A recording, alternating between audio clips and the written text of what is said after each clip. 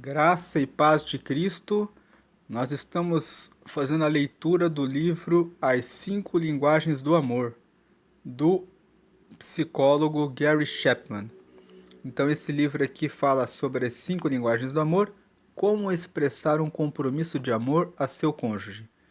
Nós já fizemos a leitura da parte um dos capítulos dos agradecimentos, o capítulo 1 e o capítulo 2.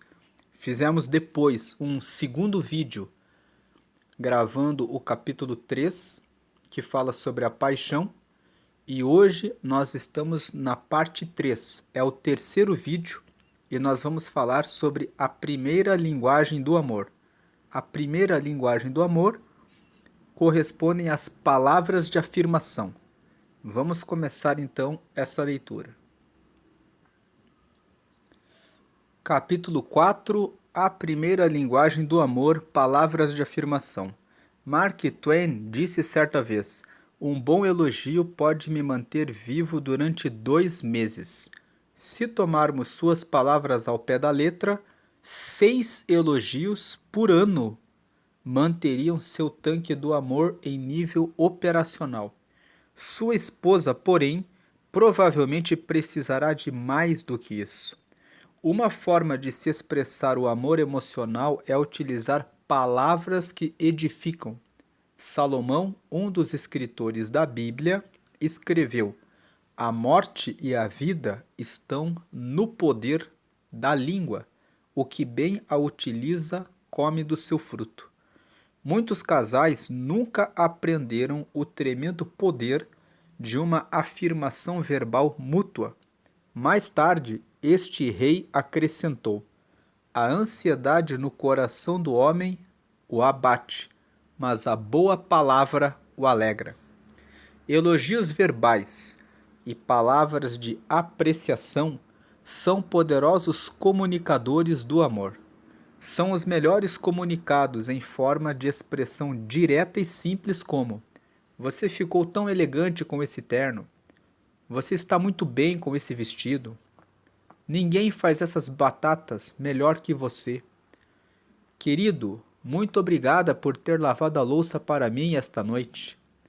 Muito obrigada por pagar mais um dia da faxineira esta semana. Quero que saiba que estou realmente grata. Muito obrigado por ter feito um jantar tão gostoso. O que deverá acontecer ao clima emocional do casamento se o marido e a mulher ouvirem essas palavras de afirmação regularmente? Anos atrás, eu estava em meu escritório com a porta aberta quando uma senhora apareceu de repente e perguntou: o senhor tem 1 minuto? Sim, claro, respondi. Ela se sentou e disse: Dr. Chapman, estou com um problema. Não consigo fazer com que meu marido pinte o nosso quarto. Já faz 9 meses que lhe peço diariamente, mas não tem adiantado. Já tentei tudo o que podia, mas não há jeito. Meu primeiro pensamento foi: minha senhora, parece que você bateu na porta errada. Não temos pintores aqui.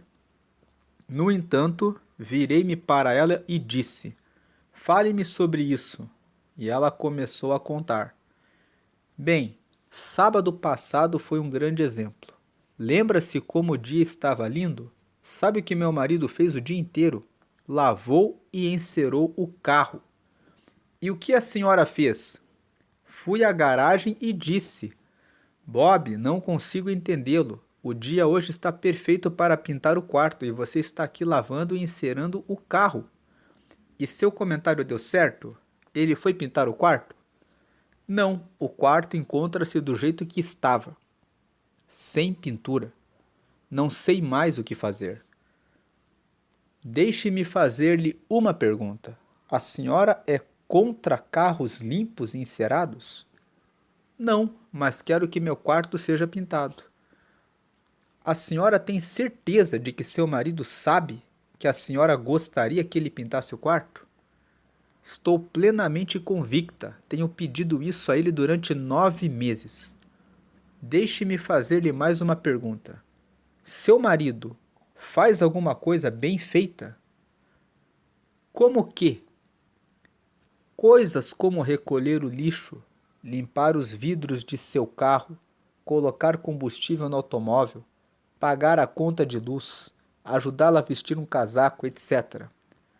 Sim, ele faz muito bem algumas dessas coisas. Então, tenho duas sugestões. Primeira, nunca mais mencione a pintura do quarto. Esqueça e jamais fale com ele sobre isso. Ela olhou para mim e disse: Não vejo em que isso pode ajudar. O objetivo do amor não é você conseguir algo que deseje, mas fazer alguma coisa pelo bem-estar daquele a quem ama. No entanto, é fato que quando recebemos elogios, dispomos-nos mais a retribuir a gentileza recebida. Escute, você acabou de dizer que ele já sabe qual é o seu desejo. Gostaria que ele pintasse o quarto. Não é mais preciso dizer-lhe isso. Ele já sabe. A segunda sugestão é a seguinte: na próxima vez que seu marido fizer alguma coisa bem feita, expresse isso a ele verbalmente, elogiando-o. Se ele levar o lixo para fora, diga-lhe algo como: Bob, quero que você saiba que sou muito grata por ter levado o lixo para fora. Não diga jamais: se demorasse mais para levar esse lixo para fora, as moscas fariam isso por você. Quando ele pegar as contas para pagar, diga algo como: Obrigada por pagar nossas contas. Há maridos que não fazem isso, e quero que saiba que sou realmente muito grata. Todas as vezes que ele fizer algo de bom, elogio. Não vejo como isso pode fazer com que ele pinte o quarto. A senhora pediu meu conselho. Eu o dei.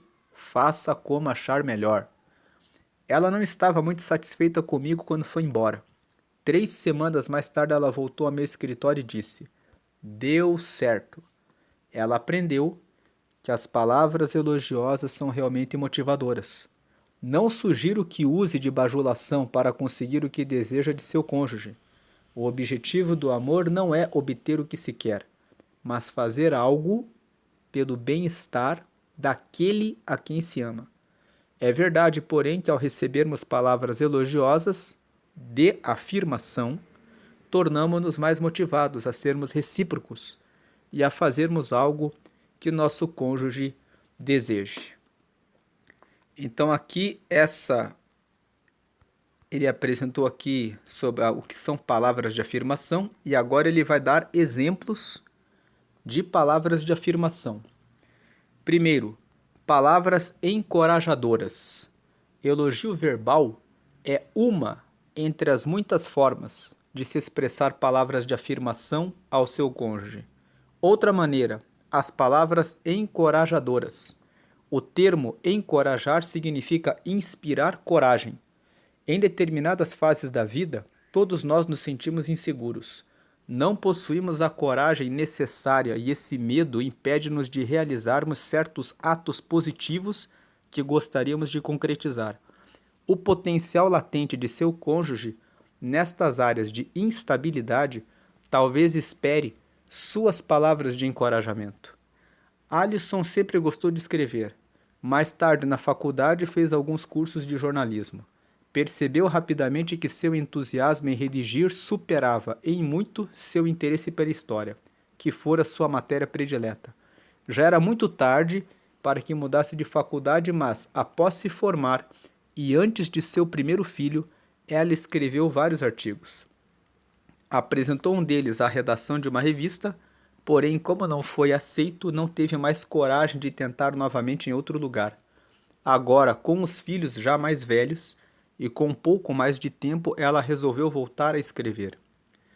O marido de Alison, Robert, prestara pouca atenção nos artigos dela nos primeiros anos de casamento. Ele se ocupara com sua própria carreira, pois desejava galgar todos os degraus de sua empresa. Ainda em tempo, Robert percebeu que o real significado da vida encontrava-se não em realizações, mas nos relacionamentos. Ele aprendeu a dar mais valor para Alison e aos interesses dela. Nesse ritmo, foi natural que, em uma das noites, ele pegasse um dos artigos escritos por sua esposa e o lesse. Ao terminar, ele se dirigiu para onde Alison lia um livro. Muito entusiasmado, ele disse: Desculpe interromper sua leitura, mas eu tenho que lhe dizer uma coisa. Acabei de ler seu artigo. Aproveite seu feriado. Alison, você é uma excelente escritora. Esta matéria precisa ser publicada. Você escreve de forma clara e usa palavras que faz com que o leitor consiga visualizar o que se relata. Seu estilo é fascinante. Você tem de levar este artigo para algumas revistas. Você acha realmente? Ela perguntou um pouco hesitante. Acho sim, seu material é muito bom mesmo. Quando Robert saiu da sala, ela não continuou sua leitura. O livro ficou aberto em seu colo e ela sonhou acordada durante meia hora sobre o que o marido acabara de falar. Quis saber se outras pessoas veriam seu artigo da mesma forma que seu esposo o observara. Lembrou-se de quando lhe passaram um fax agradecendo, porém dispensando seu artigo. Mas agora era diferente. Seus textos estavam melhores. Ela havia amadurecido. Antes que levantasse para pegar um copo d'água, tomou uma decisão. Levaria seus artigos para a apreciação de algumas revistas. Iria atrás da possibilidade deles serem publicados. As palavras encorajadoras de Robert foram pronunciadas há 14 anos. Alison já possui vários artigos publicados desde então. E agora já tem um contrato para escrever. É uma excelente escritora. Porém, foram as palavras encorajadoras de seu marido que a inspiraram e impulsionaram a dar o primeiro passo no árduo processo de ter um artigo publicado. Talvez seu cônjuge possua alguma qualidade que tenha grande potencial, mas se encontra adormecida. Aquela capacidade talvez aguarde suas palavras encorajadoras. Quem sabe seja preciso que ele ou ela se matricule em algum curso para desenvolver esse potencial. Talvez seja necessário que ele ou ela se encontre com alguém da área em questão para pegar algumas dicas do próximo passo a ser dado. Suas palavras podem dar a seu cônjuge a coragem necessária para ele ir atrás de seu sonho. Por favor, perceba que não falo para pressionar seu cônjuge a fazer alguma coisa que você queira que ele realize. Oriento sobre como encorajá-lo a desenvolver alguma aptidão que ele já possua. Por exemplo, alguns maridos pressionam suas esposas a fazer regime. Eles dizem que as encorajam, mas elas sentem isso como uma condenação. Somente quando a pessoa por si decide perder peso é que você deve encorajá-la. Até que parta dela o desejo, suas palavras pesarão como um sermão. É muito raro esse tipo de discurso encorajador, pois soa mais como julgamento, destinado a estimular a culpa. Não expressa amor, mas rejeição. Encorajamento requer empatia, que nos leva a enxergar o mundo segundo a perspectiva de nosso cônjuge. Devemos, em primeiro lugar, procurar saber o que é importante para ele.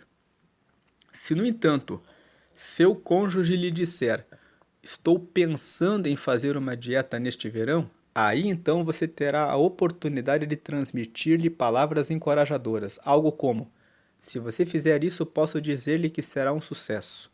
Essa é uma das coisas que gosto em você. Quando coloca algo na cabeça, dá um jeito de fazê-lo. Se isso é o que realmente deseja, farei o que puder para ajudá-lo a ajudá-la. E não se preocupe com o preço do tratamento, pois daremos um jeito em relação ao dinheiro." Tais palavras poderão dar coragem para que seu cônjuge ligue à clínica que promove aquela dieta. Encorajamento requer empatia, que nos leva a ver o mundo da perspectiva do nosso cônjuge. Devemos primeiramente aprender o que é importante para ele, para ela. Aí então seremos capazes de encorajá-lo e encorajá-la. O encorajamento verbal comunica: "Eu sei, eu me preocupo, estou do seu lado, como posso ajudá-lo?" É uma forma de dizer que acreditamos nele, nela e em suas habilidades. É dar crédito e louvor. A maioria de nós possui mais potencial do que poderíamos imaginar que tivéssemos. O que nos segura é, na maioria das vezes, a falta de coragem.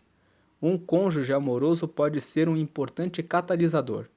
É natural que seja difícil elaborar e dizer palavras encorajadoras. Talvez não seja sua primeira linguagem. Pode ser que para você seja necessário grande esforço para aprender a falar essa segunda língua. Isso será especialmente difícil se você tem um padrão de palavras críticas e condenatórias. Porém, posso assegurar-lhe que seu esforço será recompensado. Quem leu a primeira parte, o vídeo número 1, lembra que ele fala que amar uma pessoa é como um idioma. Se uma pessoa fala chinês e outra pessoa fala inglês, e as duas pessoas começarem a conversar na sua própria língua, nenhum nem outro vai entender o que o outro está dizendo.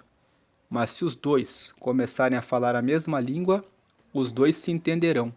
Então aqui nesse livro ele fala que existem 5 formas básicas das pessoas amarem.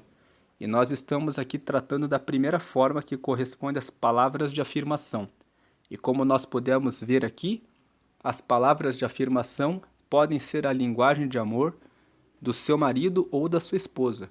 São aquelas pessoas que sentem que são amadas quando quando a outra pessoa fala para elas, que elas apreciam o que elas realizam, que elas apreciam o que elas fazem. Talvez quem não tem muito essa linguagem do amor tem dificuldade de ficar o tempo todo falando palavras elogiosas de encorajamento. Mas é preciso verificar se o seu cônjuge, o seu marido ou a sua esposa tem essa linguagem de amor e usar essa segunda linguagem para demonstrar que você ama ela, que você ama o seu marido. Continuando aqui nas palavras de afirmação. Palavras bondosas. O amor é esplendoroso. Se desejamos comunicá-lo de forma verbal, devemos utilizar palavras bondosas. Isso tem a ver com a forma através da qual nos expressamos. Uma mesma sentença pode ter 2 diferentes significados, dependendo de como ela é apresentada. A frase "eu amo você", quando dita com bondade e ternura, pode ser uma genuína expressão de amor. O que dizer da mesma frase dita da seguinte forma: "eu amo você"? O ponto de interrogação muda todo o significado. Algumas vezes, nossas palavras dizem uma coisa, mas o tom de voz afirma outra completamente diferente. Enviamos mensagens dúbias. Nosso cônjuge geralmente interpretará a mensagem que lhe enviarmos com base na tonalidade da voz, e não nas palavras que usarmos. A frase "eu faço questão de lavar a louça hoje à noite", dita em tom de voz cavernosa, não será recebida como uma expressão de amor. Por outro lado, podemos compartilhar mágoa, dor e mesmo raiva de maneira meiga, e aquela mensagem ser uma manifestação de amor. Por exemplo, fiquei desapontada e magoada por você não haver se oferecido para me ajudar esta noite. Dita de forma honesta, gentil, pode ser uma expressão de amor. A pessoa que fala quer ser conhecida por seu cônjuge. Ao compartilhar seus sentimentos, dará um passo para aumentar a intimidade entre ambos. Solicitará uma oportunidade para conversar sobre uma dor, a fim de curá-la. A mesma palavra dita em voz alta, irritada, não será uma expressão de amor, mas sim de condenação e julgamento. A maneira como falamos é extremamente importante. O rei Salomão disse com toda a sabedoria: a resposta branda desvia o furor. Quando seu cônjuge estiver bravo, deprimido e disser palavras agressivas, se você optar em permanecer gentil, não somente deixará de responder agressivamente, mas usará palavras brandas. Receba o que ele diz como uma comunicação de seu estado emocional. Permita que ele externe sua ira, raiva e sua percepção da situação. Procure enxergar de seu ponto de vista e então expresse de forma bondosa e gentil sua opinião sobre o porquê dele ou dela se sentir daquela forma. Se você entender errado o motivo da alteração de suas emoções, reconheça o erro e peça perdão. Se a sua motivação for diferente da que ele percebe, explique-a de forma gentil. Você deverá procurar a compreensão e reconciliação e não provar seu ponto de vista como a única forma lógica para explicar o ocorrido. Isso é amor maduro, o tipo que devemos aspirar se buscarmos o crescimento em nossos casamentos. O amor jamais registra uma lista de erros. Ele não traz à tona fracassos passados. Nenhum de nós é perfeito. No casamento, nem sempre fazemos o melhor ou o mais certo. Fazemos e dizemos coisas duras a nossos cônjuges. Também jamais apaguemos o passado. Devemos confessar e concordar que agimos mal. Peçamos perdão e tentemos agir diferentemente no futuro. Após confessar a falta e solicitar o perdão, não poderei fazer mais nada para aliviar a dor causada a meu cônjuge. Quando erro com minha esposa e ela expressa que foi magoada e sugere que eu peça perdão, preciso fazer uma escolha: justiça ou perdão. Se eu escolher a justiça e tentar compensá-la, ou então fazê-la pagar por seu ato errado, farei de mim mesmo um juiz e ela uma ré. A intimidade torna-se impossível de ser restaurada. O perdão é o caminho do amor. Fico admirado como há pessoas que misturam o dia de hoje com o de ontem. Insistem em trazer para o presente os fracassos do passado e, ao fazerem isso, estragam um dia potencialmente maravilhoso. Não posso acreditar que você tenha feito isso. Não sei se algum dia poderei esquecer isso. Você não tem a menor ideia de como me magoou. Não entendo como você pode ficar aí sentado ou sentada tão tranquilo, tão tranquila, depois de ter me tratado dessa maneira. Você deveria se ajoelhar e implorar o meu perdão. Não sei se conseguirei perdoá-lo, perdoá-la. Essas frases não são de amor, mas de amargura, ressentimento e vingança. Se desejarmos desenvolver um relacionamento, precisamos saber quais são os desejos da pessoa amada. Se queremos amar um ao outro, precisamos saber como fazê-lo. A melhor coisa que podemos fazer com os fracassos do passado é torná-los em simples história. Sim, eles ocorreram e certamente machucaram e talvez ainda magoem, mas ele reconheceu seu erro e pediu seu perdão. Não conseguimos apagar o passado, mas podemos aceitá-lo como experiência de vida. Vivamos o dia de hoje, livres das mágoas anteriores. O perdão não é um sentimento, mas um compromisso. É a opção de se mostrar misericórdia e não de se jogar a ofensa no rosto do ofensor. Perdão é uma expressão de amor. Amo você, preocupo-me com você e decido perdoá-lo, perdoá-la. Mesmo que eu continue ainda por um tempo a sentir-me machucado, machucada, não permitirei que o ocorrido interponha-se entre nós. Espero que aprendamos com essa experiência. Você não é um fracassado porque teve um fracasso. Você é meu marido ou esposa e juntos continuaremos nossa caminhada. Estas são palavras de afirmação ditas no dialeto de palavras gentis. Palavras humildes. Mais uma forma de manifestar as palavras de afirmação. Então ele falou primeiro sobre as palavras encorajadoras, depois ele falou das palavras bondosas, agora ele vai falar das palavras humildes. O amor faz solicitações, não imposições. Quando dou ordens a meu cônjuge, torno-me pai ou mãe, e ele ou ela se torna filho ou filha. O pai diz ao filho de 3 anos o que ele deve fazer, ou melhor, o que ele precisa realizar. Isso é necessário porque uma criança nesta idade ainda não sabe como navegar nas traiçoeiras águas da vida.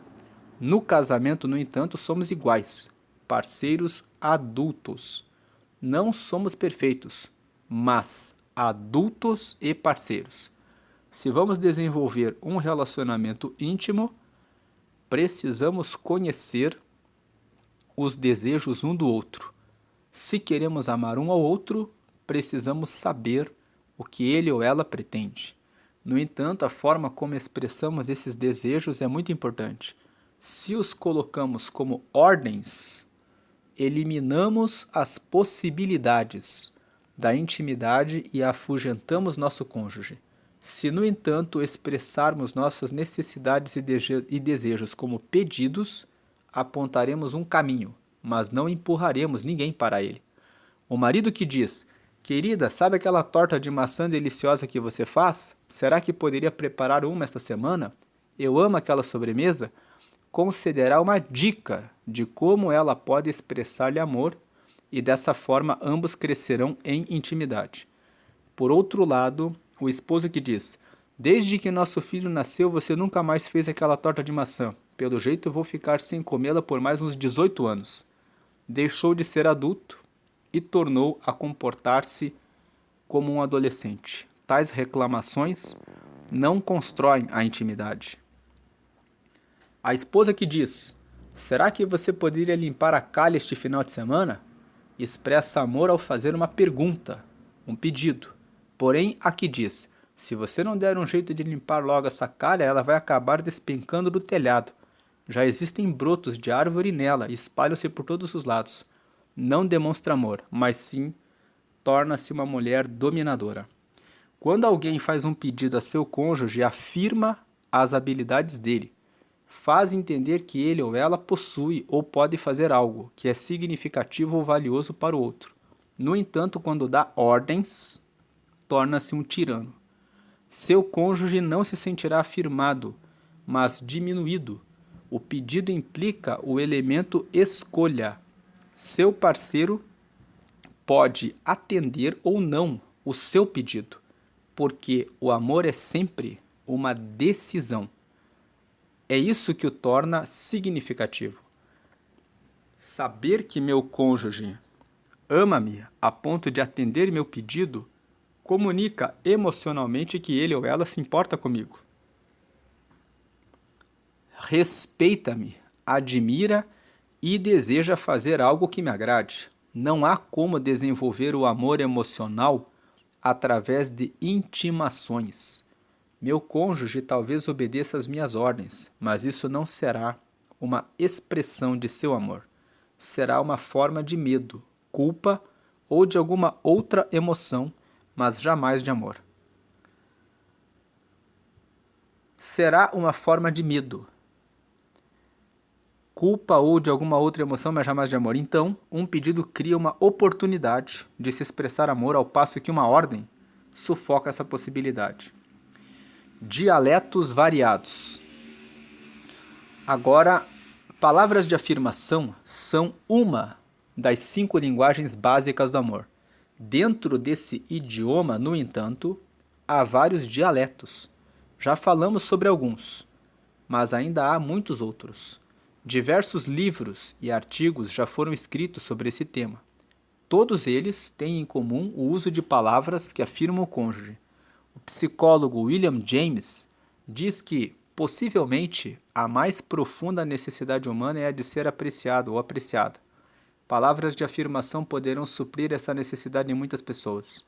Se você não é um homem ou uma mulher que gosta de expressar palavras amorosas, se essa não é a sua primeira linguagem, mas acha que é a de seu cônjuge, sugiro que adquira uma caderneta e chame-a de palavras de afirmação.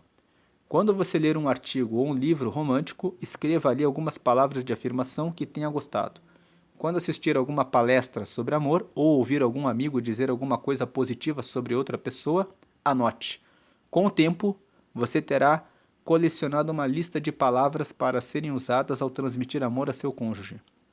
Outra coisa que se deve fazer é pronunciar palavras de afirmação de forma indireta, ou seja, dizer algo positivo sobre seu cônjuge, mesmo na ausência dele. Eventualmente, alguém transmitirá a ele ou a ela o que você disse, e assim ganhará os bônus do amor. Diga à sua sogra que a filha dela é sensacional.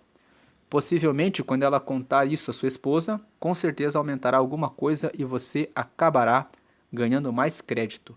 Também elogie seu cônjuge na frente dos outros quando ele ou ela estiver presente. E quando você for o alvo do elogio, certifique-se de repartir o crédito com seu cônjuge. Há muitas outras formas de se dizer palavras de afirmação. Entre elas, escrevê-las. Frases escritas têm a vantagem de serem lidas várias vezes. Aprendi uma lição muito importante sobre palavras de afirmação e linguagens do amor em Little Rock, em Arkansas. Minha visita a Bill e Betty Jo ocorreu em um belo dia da primavera. Eles moravam em um condomínio fechado, em uma casa com uma gradinha na frente, um gramado bem verde no jardim e canteiros de viçosas flores. Era uma visão idílica. Ao entrar, porém, percebi que o clima interior era bem diferente. O casamento deles desmoronara. Após 20 anos de matrimônio e possuidores de duas lindas crianças, perguntavam-se primeiramente por que haviam se casado. Discordavam de tudo.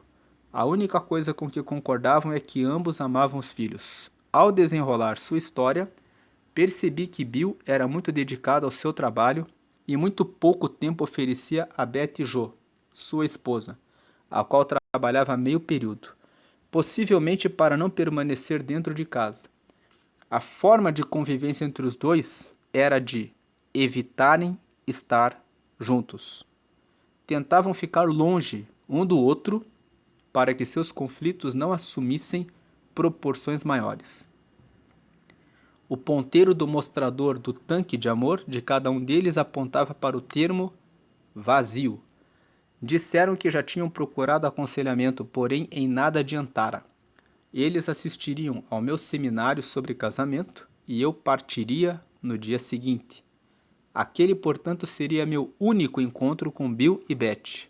Resolvi, então, colocar todos os ovos em uma cesta só. Gastei 1 hora em particular com cada um. Ouvi atentamente as versões de suas histórias. Percebi que, apesar do vazio existente no relacionamento deles e do desacordo reinante naquela convivência, havia certas coisas que apreciavam um no outro. Bob disse-me: ela é uma boa mãe, uma excelente dona de casa e uma exímia cozinheira, quando resolve cozinhar. Porém, não demonstra a menor afeição por mim. Trabalho feito um louco e simplesmente não há por parte dela o menor reconhecimento. Em minha conversa com Betty, ela concordou que Bill era um excelente provedor. Ela, no entanto, reclamou: ele não move uma palha para me ajudar em casa e nunca tem tempo para mim. O que adianta ter esta casa, o carro novo e todas as outras coisas se não podemos curti-los juntos? Obtive mais informações e então decidi focalizar meu aconselhamento em dar a mesma sugestão para cada um. Disse a Bob e a Betty Jo, separadamente, que eles possuíam a chave para mudar o clima emocional do casamento. Eu lhes afirmei: essa chave é expressar a apreciação pelas coisas que gosta nele e nela e, no momento, suspender as reclamações sobre o que não se agrada. Repassei com eles os comentários positivos que fizeram um do outro e ajudei-os a fazer uma lista desses traços positivos. A relação de Bill focalizava as atividades de Betty Jo como boa mãe, excelente dona de casa e exímia cozinheira. A lista de Betty Jo registrava a dedicação de Bill ao trabalho e sua provisão financeira à família. As relações foram feitas da forma mais detalhada possível. A lista de Betty Jo ficou assim: ele não faltou um dia de trabalho em 20 anos. É um trabalhador dinâmico. Ele recebeu várias promoções nesses anos todos e sempre deseja aumentar sua produtividade. Ele paga as prestações da casa mensalmente. Ele paga as contas de água, gás e luz em dia. Ele nos comprou um carro novo há 3 anos. Ele corta a grama ou arruma alguém para fazê-lo semanalmente durante a primavera e o verão. Ele varre as folhas ou contrata alguém para fazê-lo durante o outono. Ele providencia bastante dinheiro para a alimentação e roupas da família. Ele leva o lixo para fora nos dias de sua coleta. Ele me dá dinheiro para comprar presentes de Natal para toda a família. Ele concorda que eu gaste o dinheiro que recebo em meu emprego da forma que eu desejar. A lista de Bill ficou assim: ela arruma as camas todos os dias. Ela passa o aspirador na casa uma vez por semana. Ela leva diariamente as crianças para a escola depois de dar-lhes um bom café da manhã. Ela faz janta 3 vezes por semana. Ela realiza as compras do supermercado, ajuda as crianças a fazer seus deveres de casa. Ela leva e traz as crianças quando há atividades na escola e na igreja. Ela leciona para crianças pequenas na escola dominical. Ela leva minhas roupas ao tintureiro. Ela lava as roupas e passa quando é preciso. Sugeri que acrescentassem a essas listas coisas que percebessem nas semanas seguintes. Solicitei também que 2 vezes por semana selecionassem alguma atitude positiva do outro e elogiassem. Dei-lhes ainda uma recomendação que, se Bill a elogiasse, ela não lhe respondesse com outro elogio, mas deveria simplesmente recebê-lo e dizer: muito obrigada por suas palavras. Disse a mesma coisa a Bill. Encorajei-os a proceder dessa maneira durante 2 meses e, se achassem que funcionava, deveriam então continuar.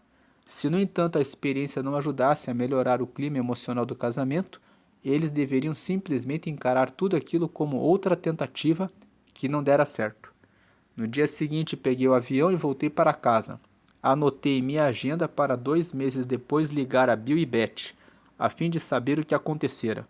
Quando lhes telefonei, já em pleno verão, pedi para falar particularmente com cada um.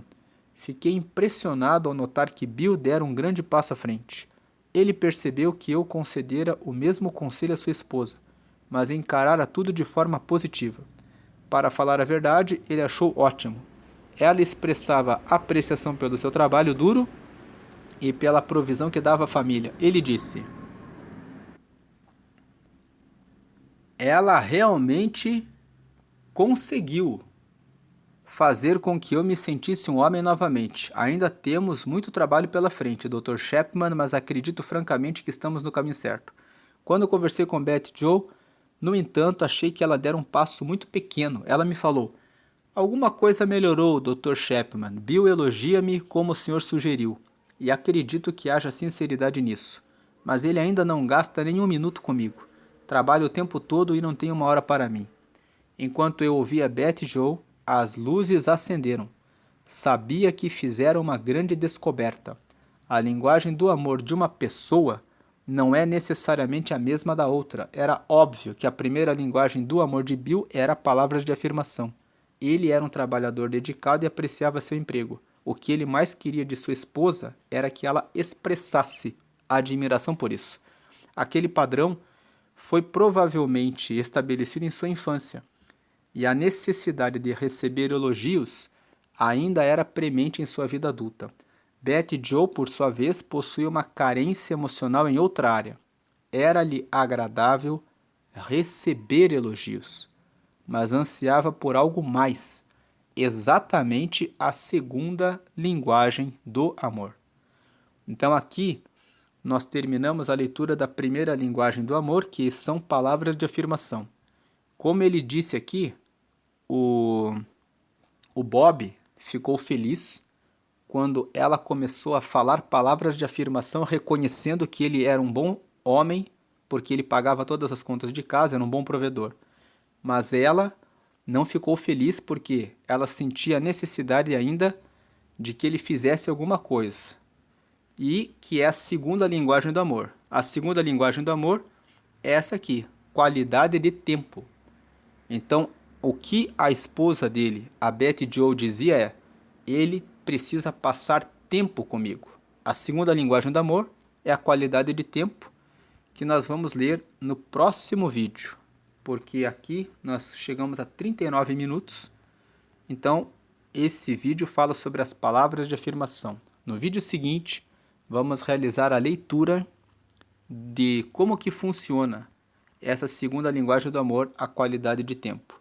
Deus abençoe a sua vida, continue lendo esse livro, porque com a leitura desse livro você vai conhecer as 5 formas básicas de amor. Isso vai ampliar a sua capacidade de estabelecer bons relacionamentos, boas conexões. Isso serve para o casamento, mas serve também para o relacionamento com seus filhos, o relacionamento com seus pais, o relacionamento com outras pessoas, nas suas relações de amizade. Você consegue perceber mais como o outro, como a outra pessoa percebe o amor.